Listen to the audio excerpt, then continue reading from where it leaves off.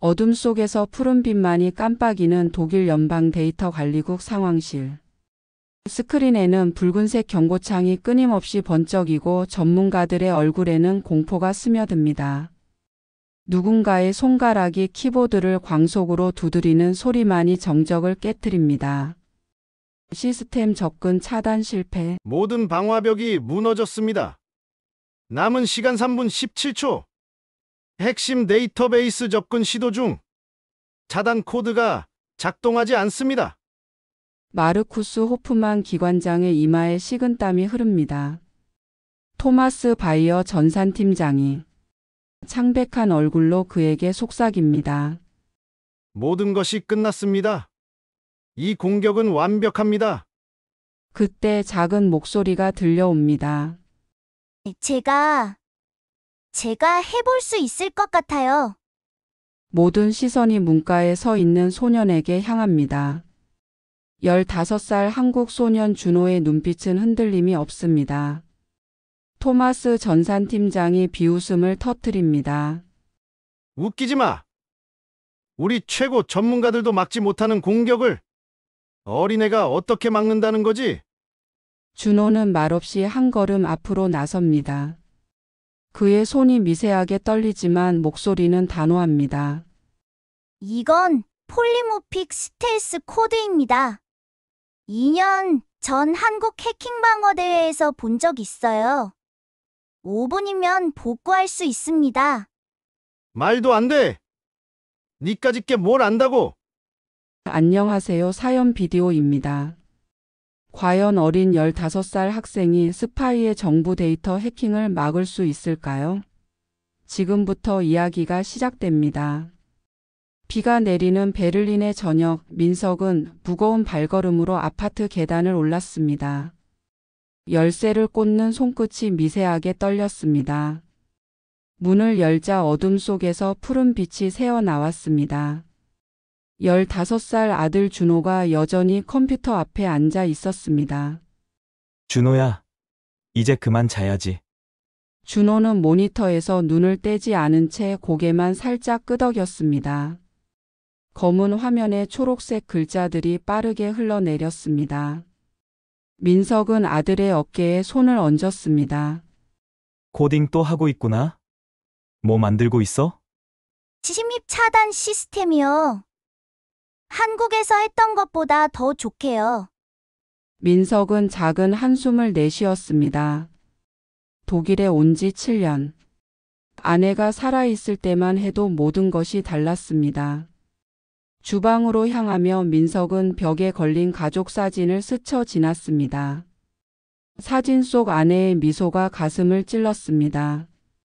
병원에서의 마지막 날이 떠올랐습니다. 갑작스러운 병. 너무 빨랐던 이별. 밥 데워 먹을래? 아니면 새로 할까? 괜찮아, 먹었어요. 민석은 냉장고에서 반찬통을 꺼내며 눈살을 찌푸렸습니다. 아들이 도시락 반찬만 조금 먹은 흔적이 있었습니다. 제대로 먹어야지. 키도 크고 머리도 써야 하잖아. 준호는 드디어 컴퓨터에서 눈을 떼고 아버지를 바라봤습니다. 그 눈빛에 민석은 잠시 숨이 멎는 듯 했습니다.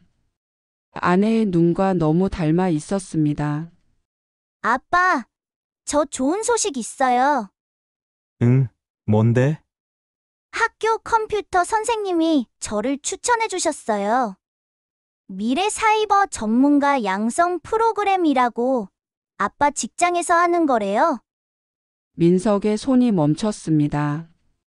독일 연방 데이터 관리국. 그곳은 정부의 핵심 기밀이 보관되는 장소였습니다. 민석에게는 그저 시설 관리인으로 일하는 곳일 뿐이었지만요. 정말? 어떻게 너를? 선생님이 제가 만든 프로그램 보시고 깜짝 놀라셨대요. 한국에서 해킹 방어 대회 우승한 것도 말씀드렸더니 더 놀라셨고요. 민석의 얼굴에 미소가 번졌습니다. 한국에서 영재로 인정받던 아들. 독일에 와서는 언어 때문에 자신의 재능을 제대로 보여줄 기회가 없었습니다. 축하해, 준호야. 언제부터 시작이니? 다음 주 월요일부터요. 20명만 뽑았는데 외국인은 저 포함해서 3명뿐이래요. 순간 민석의 가슴이 조여왔습니다. 독일 연방 데이터 관리국에서 7년간 일하면서 느낀 차가운 시선들이 떠올랐습니다. 자신은 공학 석사 학위가 있는 엔지니어였지만 언어 장벽 때문에 시설 관리직으로 일하며 겪었던 무시와 차별. 준호야, 걱정 마세요, 아빠. 제가 잘할 수 있어요. 준호의 목소리에 자신감이 넘쳤습니다. 민석은 아들의 머리를 쓰다듬었습니다. 가슴이 뭉클해졌습니다. 그래. 넌 할 수 있지. 식탁에 앉아 저녁을 먹으며 민석은 아들의 얘기를 더 들었습니다. 프로그램 책임자가 토마스 바이어라는 사람인데 되게 유명하대요. 베를린 공대 출신의 사이버 보안 전문가래요. 민석은 그 이름을 들어본 적이 있었습니다. 데이터 센터에서 가끔 마주치던 차갑고 냉소적인 눈빛의 남자. 외국인 직원들에게 특히 비웃음을 감추지 않던 사람. 아빠, 이거 정말 좋은 기회 같아요. 제가 잘하면 나중에 대학도. 민석은 말없이 고개를 끄덕였습니다. 대학 등록금을 모으기 위해 얼마나 많은 초과 근무를 했는지. 하지만 아들에게는 그런 걱정을 보여주고 싶지 않았습니다. 그래. 내가 원하는 건 뭐든지 할 수 있어. 식사 후 준호는 다시 컴퓨터로 돌아갔습니다. 민석은 소파에 앉아 천장을 바라보았습니다. 아내가 떠난 후 모든 것이 그에게 무거운 짐이었습니다. 하지만 준호를 위해 버텨야 했습니다. 다음 날 아침 민석은 평소보다 일찍 출근했습니다. 데이터 센터의 회색 건물 앞에 서서 잠시 생각에 잠겼습니다. 7년 전 한국에서의 좋은 직장을 뒤로하고 아내의 치료를 위해 독일로 온 날이 떠올랐습니다. 더 나은 의료 시스템을 찾아서. 하지만 결국 민석, 일찍 왔네? 동료 안드레아스의 목소리에 생각이 흩어졌습니다. 민석은 억지로 미소를 지었습니다. 응. 오늘 좀 일찍 와봤어. 무슨 좋은 일 있어? 표정이 다르네. 우리 아들이 여기서 하는 사이버 프로그램에 선발됐어. 안드레아스의 눈이 커졌습니다. 와, 정말 축하해. 몇 살이더라? 너희 아들? 15살. 한국에서는 영재로 인정받았었어. 민석의 목소리에 자부심이 묻어났습니다. 안드레아스는 어깨를 토닥였습니다. 대단하네. 기대될 것 같은데? 민석은 고개를 끄덕였습니다.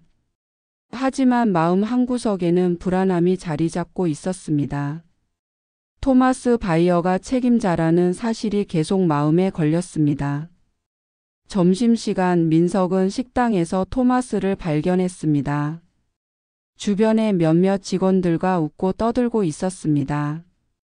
민석은 용기를 내어 그에게 다가갔습니다. 바이어 씨, 잠시 말씀 좀 드려도 될까요?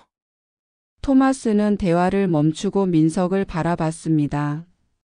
그의 눈빛이 차갑게 변했습니다. 무슨 일인가, 최 씨? 제 아들이 다음 주부터 시작하는 사이버 프로그램에 참가하게 됐습니다. 잘 부탁드립니다. 토마스의 입꼬리가 살짝 올라갔습니다. 그러나 웃음이라기보다는 비웃음에 가까웠습니다. 아, 그 아시아 아이? 흥미롭군. 잘 지켜보겠네. 그 말투에서 민석은 무언가 불길한 예감을 느꼈습니다. 가슴 속에서 작은 분노가 일었지만 꾹 참았습니다. 아들을 위해서는 모든 것을 견뎌야 했습니다. 퇴근길 민석은 아들을 위한 선물을 사기로 했습니다. 전자상가에서 가장 좋은 프로그래밍 책을 몇 권 골랐습니다. 집으로 돌아오는 지하철에서 책을 바라보며 민석의 마음은 복잡했습니다. 준호야, 내가 그들에게 보여줘. 우리가 얼마나 대단한지를. 집에 도착하자 준호는 여전히 컴퓨터 앞에 앉아 있었습니다. 하지만 이번엔 달랐습니다. 화면에는 독일 연방 데이터 관리국의 홈페이지가 열려 있었습니다. 준호야, 이거 너 주려고 샀어. 민석이 책을 내밀자 준호의 눈이 반짝였습니다. 책을 받아든 아들의 얼굴에 기쁨이 번졌습니다. 와, 고마워요, 아빠. 이거 진짜 최신판이잖아요. 민석은 미소 지었습니다. 아들의 행복한 표정에 하루의 피로가 싹 사라졌습니다. 아빠, 저 꼭 성공할 거예요. 그래서 아빠도 자랑스럽게 해드릴 거예요. 준호의 말에 민석의 눈시울이 뜨거워졌습니다. 그는 아들을 꽉 안았습니다. 그 순간만큼은 그들이 이방인이라는 사실, 차별과 편견의 시선 같은 것들이 모두 사라진 것 같았습니다. 넌 이미 날 자랑스럽게 하고 있어, 아들. 베를린의 밤하늘에 별이 빛나기 시작했습니다. 민석은 창밖을 바라보며 생각했습니다. 이 낯선 도시에서 그들의 이야기는 이제 막 시작되고 있었습니다. 프로그램 첫날 준호는 아침부터 가슴이 두근거렸습니다. 거울 앞에서 옷매무새를 5번이나 고쳤습니다. 아버지가 특별히 사준 새 셔츠가 어색하게 느껴졌습니다. 준호야, 긴장하지 마.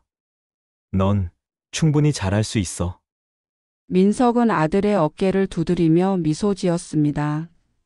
하지만 그의 눈빛에는 걱정이 서려 있었습니다. 네. 아빠 걱정 마세요. 독일 연방 데이터 관리국 강당은 화려했습니다.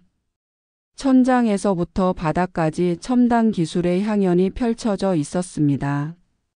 준호의 눈이 반짝였습니다. 주변을 둘러보니 대부분 독일 아이들이었습니다. 다른 2명의 외국인 학생들은 구석에서 어색하게 서 있었습니다. 여러분, 환영합니다. 미래 사이버 전문가 양성 프로그램의 시작을 알립니다. 단상 위에 선 토마스 바이어의 목소리가 강당에 울려 퍼졌습니다. 그의 완벽한 슈트와 자신감 넘치는 태도가 모두의 시선을 사로잡았습니다. 여러분은 수천 명의 지원자 중에서 선발된 단 20명입니다. 축하합니다. 박수 소리가 터져 나왔습니다. 준호도 따라서 박수를 쳤습니다. 가슴이 부풀었습니다. 토마스는 프로그램 일정과 목표를 설명했습니다. 그러다 갑자기 그의 시선이 준호에게 멈췄습니다. 차갑고 날카로운 눈빛이었습니다. 준호는 순간 몸이 굳었습니다. 우리는 창의적인 사고를 중요시합니다. 단순히 암기하는 능력이 아닌 혁신적인 해결책을 찾아내는 능력을요. 토마스의 말에 준호의 가슴이 찔렸습니다. 마치 자신을 향한 메시지처럼 느껴졌습니다. 개막식이 끝나고 모두 각자의 교실로 이동했습니다. 준호는 조심스럽게 자리를 찾아 앉았습니다. 옆자리 독일 소년이 호기심 어린 눈으로 준호를 바라봤습니다. 안녕, 난 마르코야, 넌? 난 준호라고 해 반가워. 마르코는 밝게 웃었습니다. 준호의 긴장이 조금 풀렸습니다. 첫 수업은 기본적인 네트워크 보안에 관한 내용이었습니다. 강사가 질문을 던졌습니다. 누가 SHA-256해시 함수에 대해 설명해 줄 수 있을까요? 준호는 답을 알고 있었습니다. 손을 들고 싶었지만 독일어로 대답하는 것이 두려웠습니다. 그때 토마스가 교실에 들어왔습니다. 모두가 긴장한 표정으로 똑바로 앉았습니다. 오늘은 특별 과제를 내리겠습니다. 팀을 이루어 다상 네트워크 침투 시나리오를 분석하는 거예요. 토마스는 팀 구성 명단을 발표했습니다. 준호는 마르코와 2명의 독일 학생들과 한 팀이 되었습니다. 팀원들은 각자 역할을 나누기 시작했습니다. 준호, 너는, 자료 정리를 맡아줄래? 한 팀원이 말했습니다. 준호의 가슴이 쿵 내려앉았습니다. 가장 단순한 업무였습니다.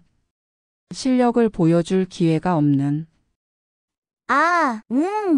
알겠어. 점심시간 준호는 혼자 구석 테이블에 앉았습니다. 음식을 먹는 둥 마는 둥 하며 생각에 잠겼습니다. 그때 누군가 테이블에 다가왔습니다. 혼자 앉아 있네요? 중년 여성이 미소 지으며 말했습니다. 준호는 고개를 들었습니다.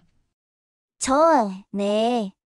클라라 슈미트라고 해요. 정부 감사관이죠. 오늘 프로그램을 관찰하러 왔어요. 클라라는 준호 앞에 앉았습니다. 그녀의 따뜻한 미소에 준호는 조금 마음이 놓였습니다.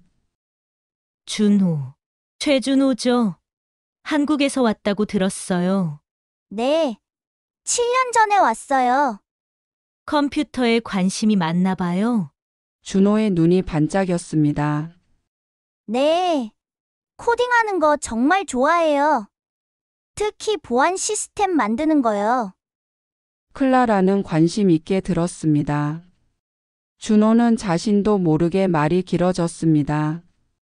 한국에서의 해킹 방어대회 우승 이야기, 독학으로 배운 프로그래밍 언어들, 만들어 본 작은 프로젝트들. 굉장하네요. 그런데 왜 팀에서는 자료 정리만? 준호의 얼굴이 붉어졌습니다. 입술을 깨물었습니다. 제 독일어가 완벽하지 않아서요. 클라라는 고개를 끄덕였습니다. 그녀의 눈에는 이해와 동정이 담겨 있었습니다.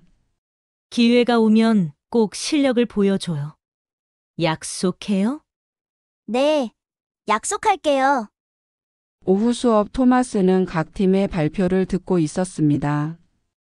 준호의 팀 차례가 왔습니다. 마르코가 준호에게 속삭였습니다.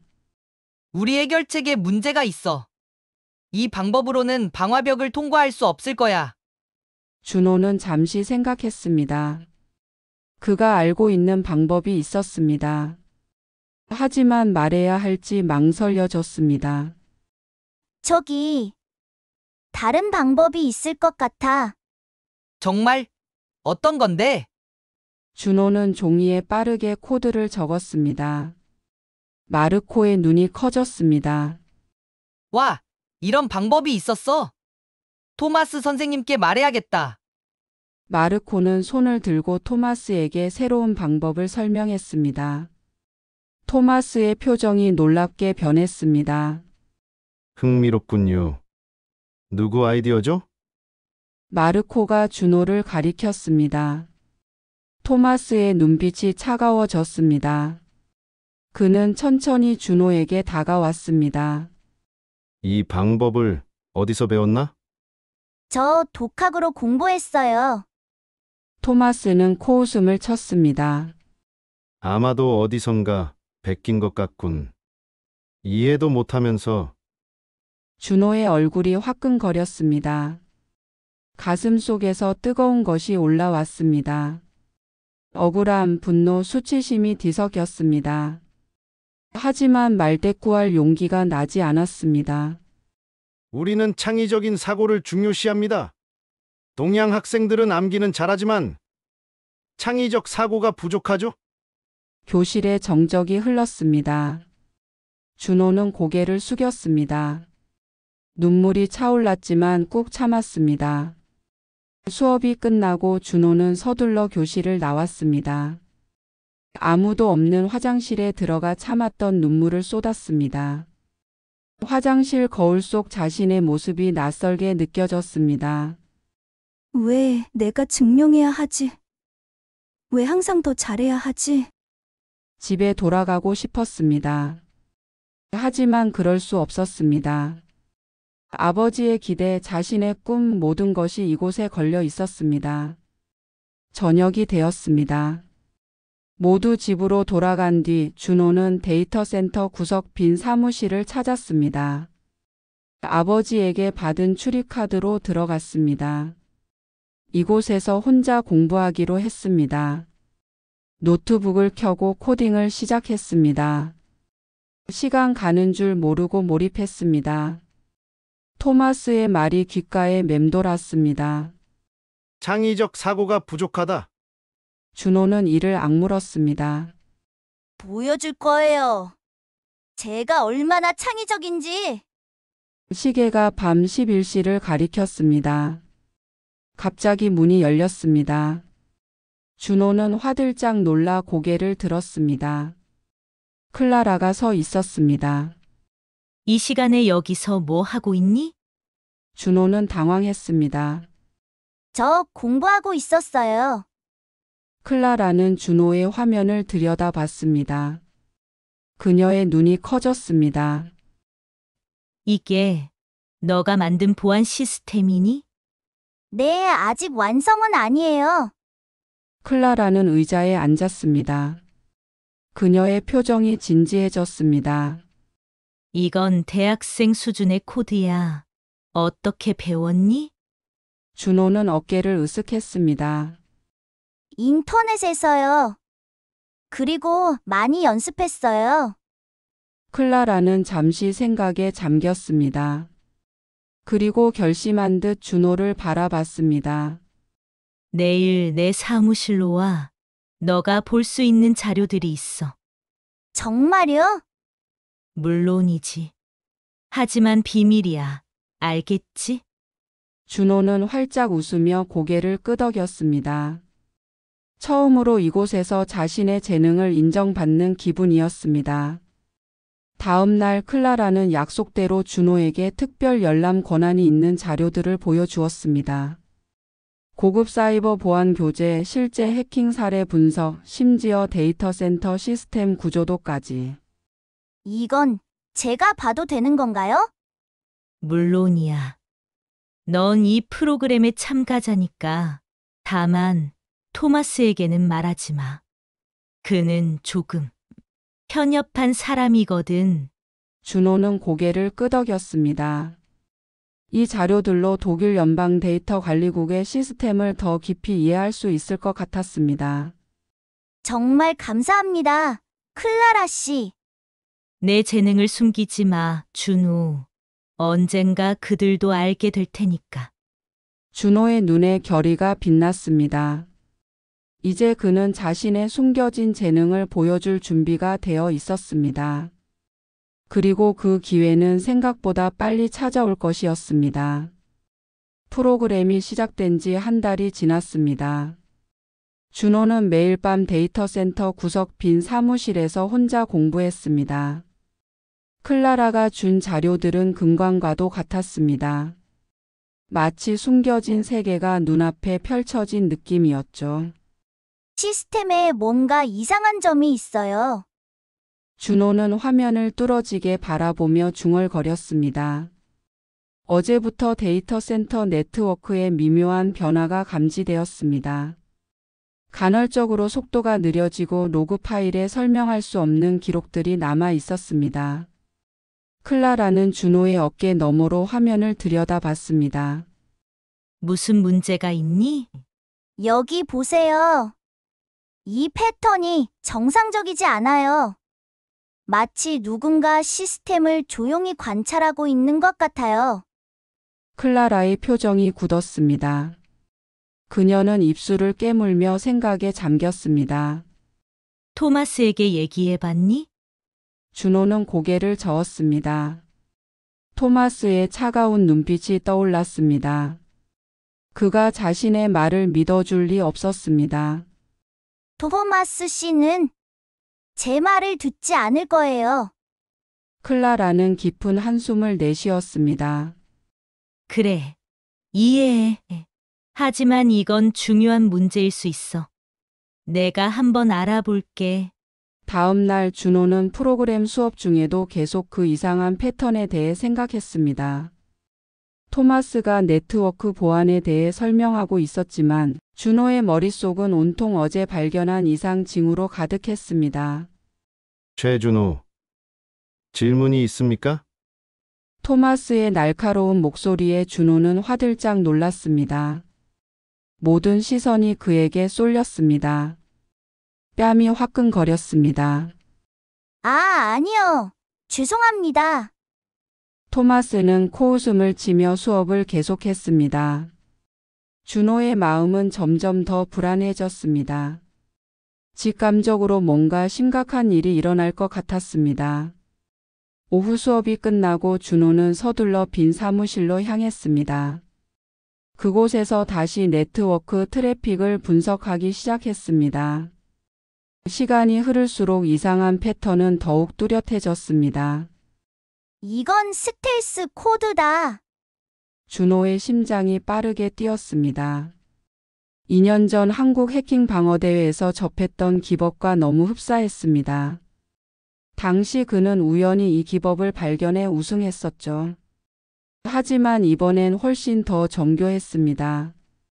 밤 10시 준호는 여전히 컴퓨터 앞에 앉아 있었습니다. 눈은 충혈되었지만 포기할 수 없었습니다. 마침내 그는 결정적인 증거를 찾아냈습니다. 이건 단순한 해킹이 아니야. 내부에서 심어진 악성 코드야. 손가락이 키보드 위에서 춤을 추듯 빠르게 움직였습니다. 준호는 악성 코드의 흔적을 따라가기 시작했습니다. 숨겨진 데이터 흐름, 위장된 접속 경로, 교묘하게 조작된 로그 파일. 모든 증거가 하나의 결론으로 이어졌습니다. 누군가 시스템에 침투했어. 그리고 데이터를 빼내고 있어.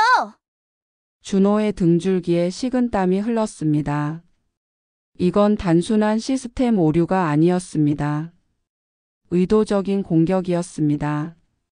그것도 내부자의 도움을 받은. 그 순간 복도에서 발소리가 들렸습니다. 준호는 재빨리 화면을 닫았습니다. 문이 열리고 토마스가 들어왔습니다. 그의 눈빛이 의심스러웠습니다. 이 시간에 여기서 뭐 하고 있나? 준호의 심장이 멎는 것 같았습니다. 목이 바짝 말랐습니다. 저 공부하고 있었어요. 토마스는 준호의 컴퓨터를 힐끗 보더니 비웃음을 지었습니다. 너 같은 학생이 이해할 수 있는 수준이 아닐 텐데. 시간 낭비하지 말고 집에 가. 토마스의 말은 가시처럼 준호의 가슴을 찔렀습니다. 하지만 이번엔 달랐습니다. 준호는 중요한 것을 발견했다는 확신이 있었습니다. 네. 곧 갈게요.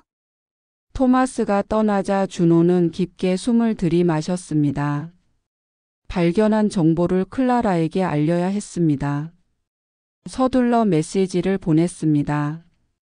다음 날 아침 준호는 학교에 가는 길에 아버지에게 전화했습니다. 아빠, 제가 데이터 센터 시스템에서 이상한 점을 발견했어요. 무슨 소리야, 준호야? 누군가 시스템에 침투해서 데이터를 빼내고 있어요. 제가 확실해요. 민석의 목소리가 긴장되었습니다. 증거가 있니? 네, 찾았어요. 클라라 씨에게도 알렸고요. 조심해, 아들. 이건 장난이 아니야. 오늘 저녁에 더 얘기하자. 전화를 끊고 준호는 걸음을 재촉했습니다. 가슴이 두근거렸습니다. 오늘은 평소보다 더 긴장된 하루가 될 것 같았습니다. 교실에 들어서자 모두가 휴대폰을 들여다보며 수군거리고 있었습니다. 마르코가 준호에게 달려왔습니다. 준호, 큰일 났어. 데이터 센터에 문제가 생겼대. 준호의 심장이 쿵 내려앉았습니다. 뭐라고? 정부 부처 간 통신망이 두절됐대. 모든 서버에 접속 장애가 발생했어. 바로 그때 교실 문이 열리고 클라라가 서둘러 들어왔습니다. 그녀의 얼굴은 창백했습니다. 준우, 지금 당장 와야 해. 내가 발견한 게 맞았어. 준호는 떨리는 손으로 가방을 집어들었습니다. 클라라를 따라 나가며 등 뒤로 친구들의 놀란 시선을 느꼈습니다. 정말 심각한 상황이야. 클라라가 낮은 목소리로 말했습니다. 내가 어제 발견한 스텔스 코드가 활성화됐어. 모든 시스템이 마비됐지. 준호의 가슴이 조여왔습니다. 제가 더 빨리 알아차렸어야 했는데. 내 잘못이 아니야. 오히려 내가 없었다면 우리는 원인도 모르고 있었을 거야. 데이터 센터는 아수라장이 되어 있었습니다. 직원들이 분주히 오가며 급한 목소리로 대화하고 있었습니다. 한쪽에서는 긴급 대응팀이 모여 회의 중이었습니다. 준호와 클라라가 회의실로 들어서자 모두의 시선이 그들에게 쏠렸습니다. 마르쿠스 호프만 기관장, 토마스 그리고 몇몇 고위 관리자들이 테이블 주위에 앉아 있었습니다. 이게 누구야? 학생을 데려오다니. 마르쿠스가 눈살을 찌푸렸습니다. 클라라가 한 발 앞으로 나섰습니다. 이 학생이 어제 스텔스 코드를 발견했습니다. 그가 이 공격의 본질을 이해하고 있어요. 토마스가 자리에서 벌떡 일어났습니다. 그의 얼굴이 붉게 달아올랐습니다. 말도 안 됩니다. 어린 학생이 우리 전문가들도 발견하지 못한 걸 찾았다고요? 클라라는 침착하게 대답했습니다. 그가 보여준 증거가 있습니다. 들어볼 가치가 있어요. 마르쿠스는 잠시 생각에 잠겼다가 준호를 바라봤습니다. 좋아, 말해보게. 젊은 친구. 준호는 떨리는 마음을 진정시키려 깊게 숨을 들이마셨습니다. 이제 그의 숨겨진 재능을 보여줄 시간이었습니다. 국가 안보가 걸린 중대한 순간이었습니다. 이건 일반적인 해킹이 아닙니다. 폴리모픽 스텔스 코드입니다.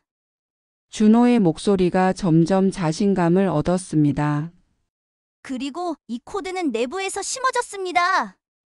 회의실에 긴장된 침묵이 흘렀습니다. 토마스의 얼굴이 창백해졌습니다. 준호는 계속해서 설명했습니다. 그가 발견한 패턴, 코드의 특성, 데이터가 어디로 흘러가고 있는지. 데이터는 러시아 서버로 전송되고 있습니다. 제가 추적해봤어요. 마르쿠스의 표정이 심각해졌습니다. 그는 주변 관리자들에게 눈짓했습니다. 2명의 보안 요원이 조용히 문 쪽으로 이동했습니다. 내부자라고 했지. 누구라고 생각하나? 준호는 잠시 망설였습니다. 그의 시선이 토마스에게 향했습니다. 토마스의 눈에 공포가 스쳤습니다. 증거가 토마스 씨의 컴퓨터로 연결됩니다. 순간 토마스가 자리에서 벌떡 일어났습니다. 이건 완전한 모독이다. 아시아 꼬마가 나를 모함하다니. 그러나 마르쿠스는 이미 결정을 내린 듯 했습니다. 토마스 바이어, 당신의 컴퓨터를 조사해야겠소. 토마스의 얼굴이 일그러졌습니다. 그는 갑자기 문을 향해 달려갔지만 보안 요원들이 이미 그를 가로막고 있었습니다. 순식간에 토마스는 제압되었습니다. 이건 오해야. 내가 아니라고. 토마스가 끌려나가는 동안 마르쿠스는 준호에게 다가왔습니다. 자네가 우리를 도와줄 수 있겠나? 시스템을 복구하는데. 준호는 깊게 숨을 들이마셨습니다. 그의 눈에 결의가 빛났습니다. 네. 할 수 있습니다. 그렇게 준호의 숨겨진 재능이 마침내 빛을 발하는 순간이 왔습니다. 이제 그에게는 독일 연방 데이터 관리국의 시스템을 구하는 중요한 임무가 주어졌습니다.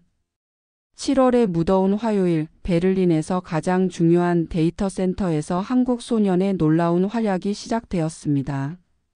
긴급 상황실은 긴장감으로 가득 찼습니다. 대형 스크린에는 빨간색 경고 메시지가 깜빡거렸습니다. 기술자들은 키보드를 두드리며 땀을 흘렸습니다. 그 가운데 준호가 서 있었습니다. 15살 소년의 작은 키는 어른들 사이에서 더욱 작아 보였습니다.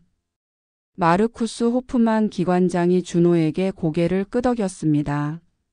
자네가 발견한 내용을 자세히 설명해 보게. 준호는 떨리는 손을 주머니에 넣었습니다. 숨을 깊게 들이마셨습니다. 이제 돌이킬 수 없는 순간이었습니다. 이건 일반적인 해킹이 아닌 폴리모픽 스텔스 코드입니다. 준호의 목소리가 의외로 또렷했습니다. 코드가 스스로 형태를 바꾸며 보안 시스템을 우회했어요. 그래서 일반적인 스캔으로는 발견되지 않았던 거죠. 마르쿠스의 얼굴에 당혹감이 스쳤습니다. 토마스의 정기 보안 점검에서도 발견되지 않았다는 건가? 네, 왜냐하면 준호는 잠시 망설였습니다. 다음 말이 얼마나 충격적일지 알았기 때문입니다.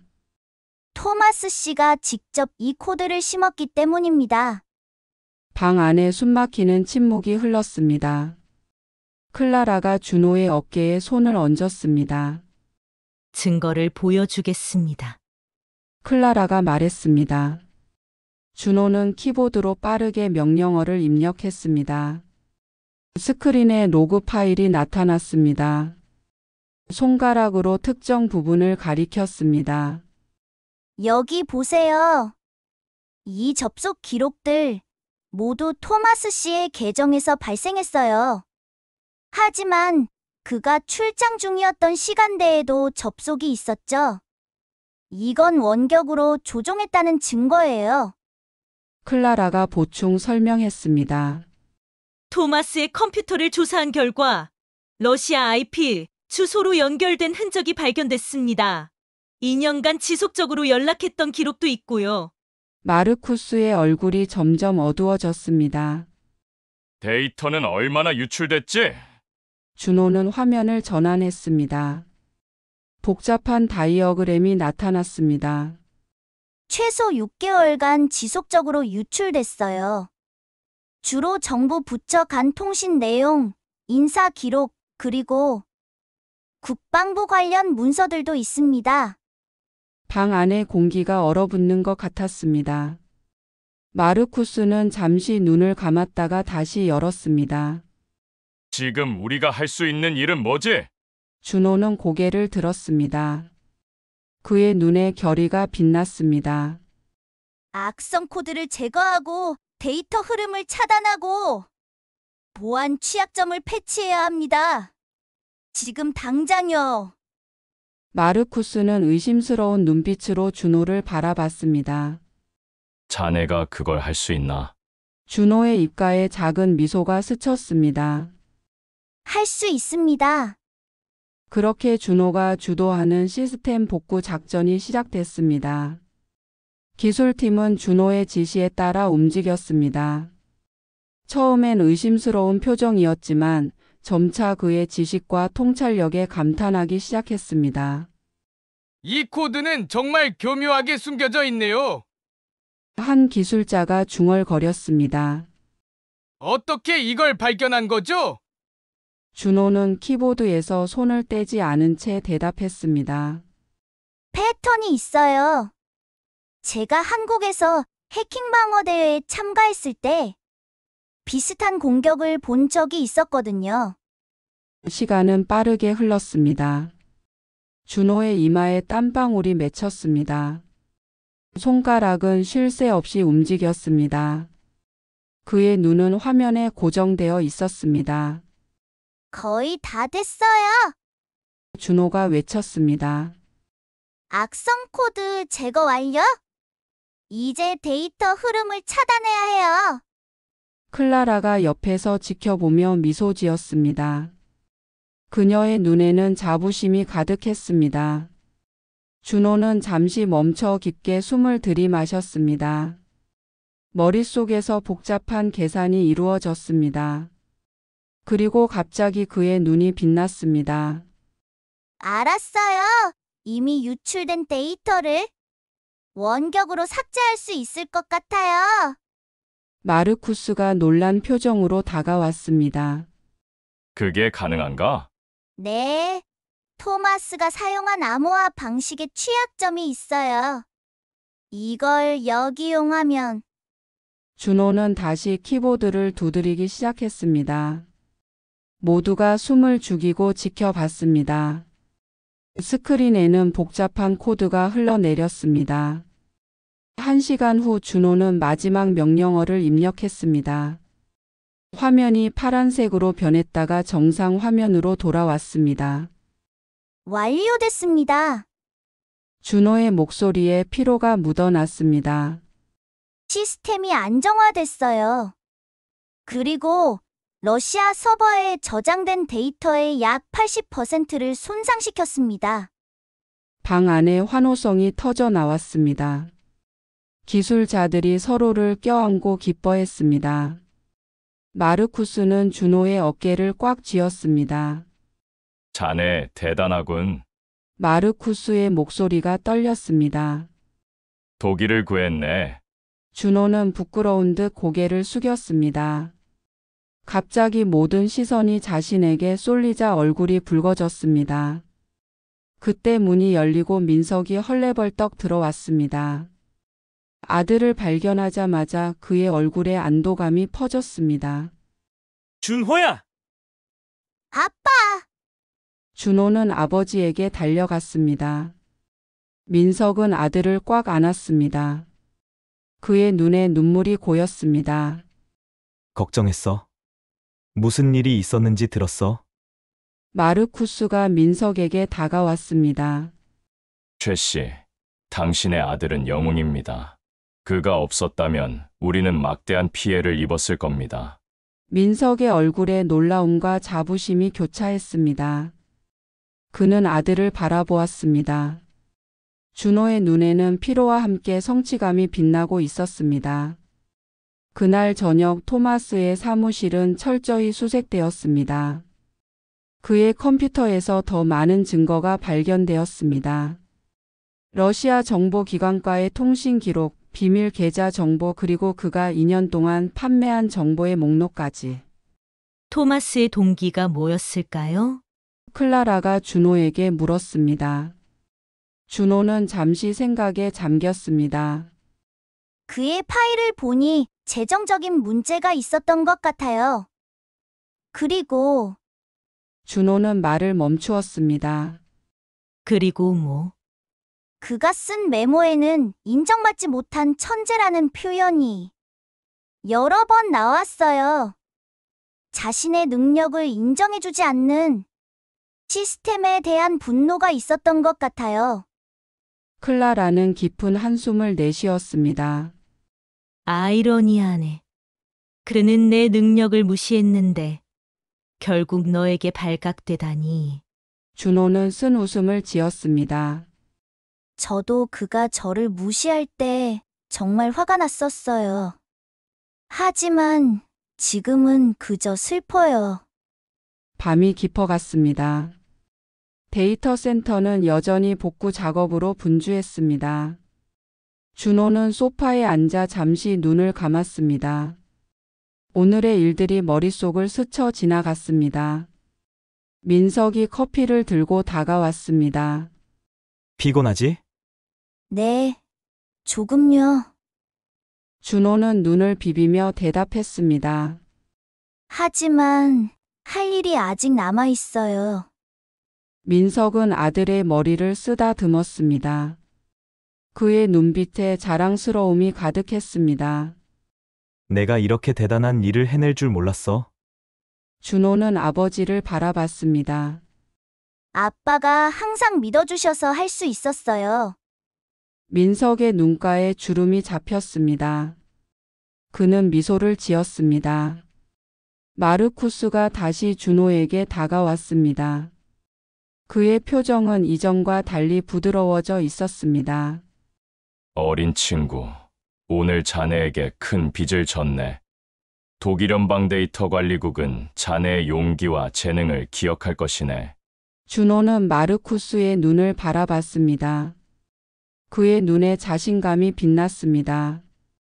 제가 한 일은 당연한 거예요. 이곳은 제 아버지가 일하는 곳이고 저희 가족이 사는 나라니까요.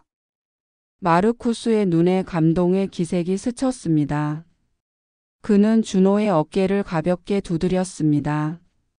내일 아침 전체 직원 회의에서 너의 공로를 공식적으로 발표할 거야. 그리고 너의 미래를 위한 특별한 제안도 준비하고 있어. 준호의 눈이 커졌습니다. 가슴이 기대감으로 부풀었습니다. 그날 밤 데이터 센터의 창문으로 베를린의 불빛이 반짝였습니다. 준호는 창가에 서서 밤하늘을 바라봤습니다. 그의 마음에 새로운 시작에 대한 희망이 피어올랐습니다. 이제 내 진짜 모습을 보여줄 수 있게 됐어. 준호의 입가에 작은 미소가 번졌습니다. 내일은 새로운 날이 될 것입니다. 더 이상 숨지 않아도 되는 날. 그의 재능이 마침내 인정받는 날. 사건 발생 일주일 후 마르쿠스 호프만은 베를린 외곽의 작은 아파트 앞에 서 있었습니다. 그는 넥타이를 바로 하고 초인종을 눌렀습니다. 문이 열리고 민석이 놀란 표정으로 그를 맞이했습니다. 호프만 씨? 여긴 어떻게? 방문해도 괜찮을까요? 최 씨. 마르쿠스의 목소리는 평소보다 부드러웠습니다. 민석은 황급히 옆으로 비켜섰습니다. 물론이죠. 들어오세요. 작은 거실에 들어선 마르쿠스는 주변을 둘러보았습니다. 벽에는 한국 풍경 사진과 가족 사진이 걸려 있었습니다. 한쪽 구석에는 준호의 작은 책상이 있었습니다. 책상 위에는 낡은 노트북과 프로그래밍 책들이 가지런히 쌓여 있었습니다.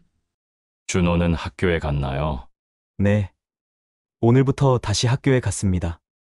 민석이 대답했습니다. 마르쿠스는 준호의 책상으로 다가갔습니다. 그의 표정이 복잡했습니다. 노트북 옆에는 준호가 직접 그린 듯한 시스템 다이어그램이 있었습니다. 놀라울 정도로 정교했습니다. 당신 아들, 정말 특별한 아이군요. 민석의 눈에 자부심이 빛났습니다. 네. 그렇습니다. 한국에서도 영재로 인정받았었죠. 마르쿠스는 깊은 한숨을 내쉬었습니다. 그의 어깨가 무거워 보였습니다. 최 씨, 솔직히 말하겠습니다. 나는 우리 기관에 깊은 문제가 있다는 것을 이번 사건을 통해 깨달았습니다.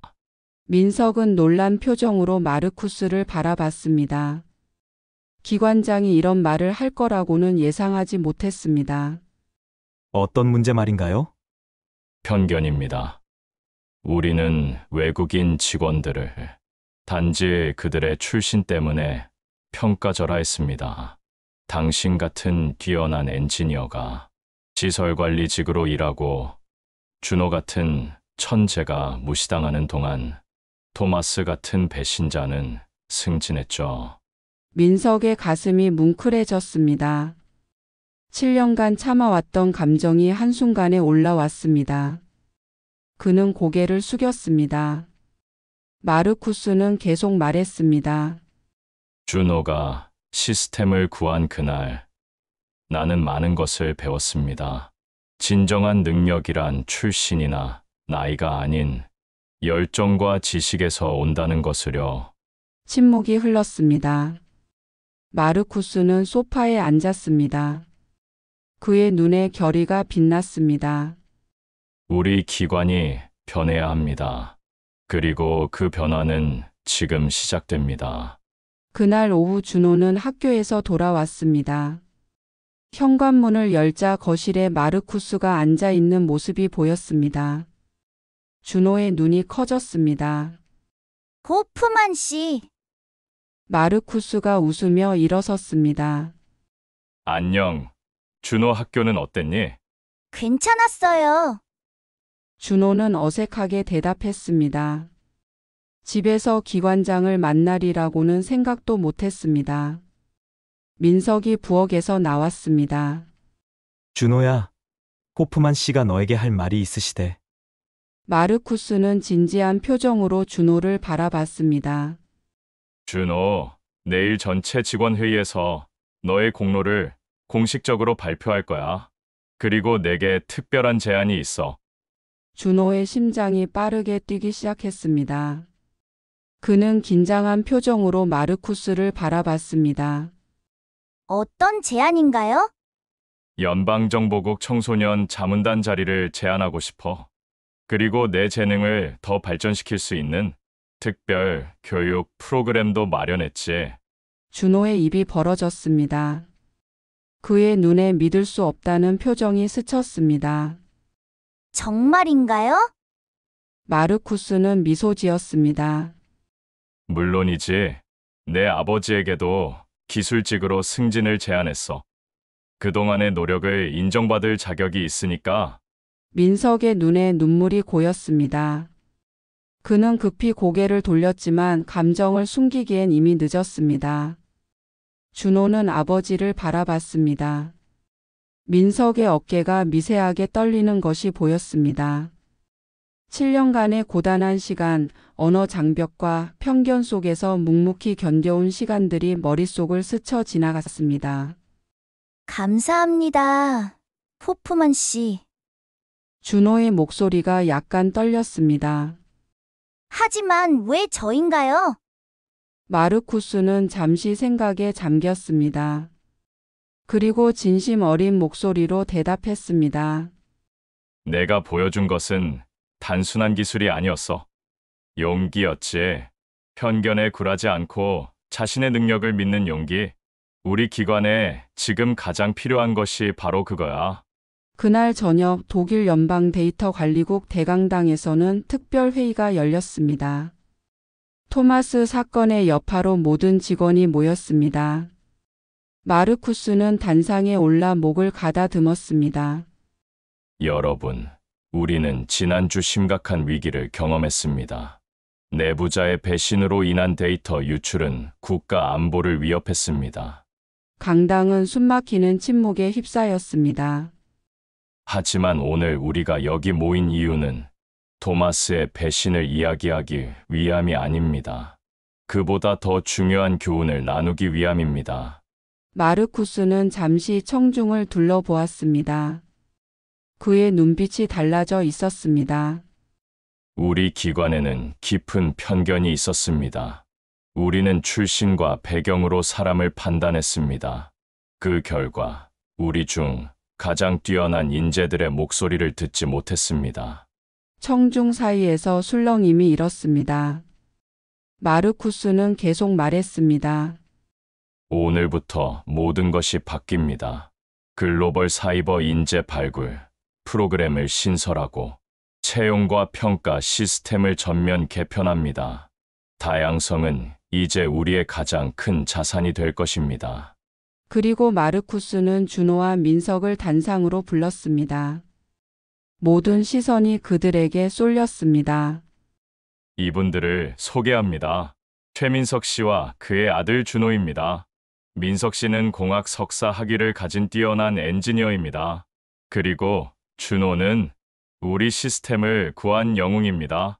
박수 소리가 강당을 가득 채웠습니다. 준호는 부끄러워하며 고개를 숙였습니다. 민석은 아들의 어깨를 꼭 잡았습니다. 그들의 눈에는 같은 감정이 비쳤습니다. 마침내 인정받는 기쁨. 한 달 후 준호와 민석의 삶은 완전히 달라졌습니다. 민석은 시스템 엔지니어로 승진했고 준호는 특별 교육 프로그램에 참여하며 자신의 재능을 마음껏 펼치고 있었습니다. 어느 저녁 준호는 작은 책상에 앉아 일기를 쓰고 있었습니다. 창밖으로 베를린의 밤하늘이 보였습니다. 별이 유난히 밝게 빛나는 밤이었습니다. 오늘 자문단 첫 회의가 있었다. 내 의견을 진지하게 듣는 어른들 앞에서. 처음에는 긴장됐지만 곧 자신감이 생겼다. 마르쿠스 씨가 내 생각이 우리 모두에게 중요하다고 말해 주셨다. 그 말이 내 가슴을 따뜻하게 했다. 준호는 잠시 펜을 내려놓고 생각에 잠겼습니다. 창밖의 별들이 반짝이는 모습이 마치 코드처럼 보였습니다. 무한한 가능성이 담긴 코드. 다시 펜을 들어 마지막 문장을 적었습니다. 코드는 국적을 묻지 않는다. 오직 논리와 창의성만이 중요할 뿐. 오늘 나는 그 진리를 세상에 증명했다. 민석이 준호의 방문을 조용히 열었습니다. 그는 아들이 집중하고 있는 모습을 잠시 지켜보았습니다. 가슴이 뭉클해졌습니다.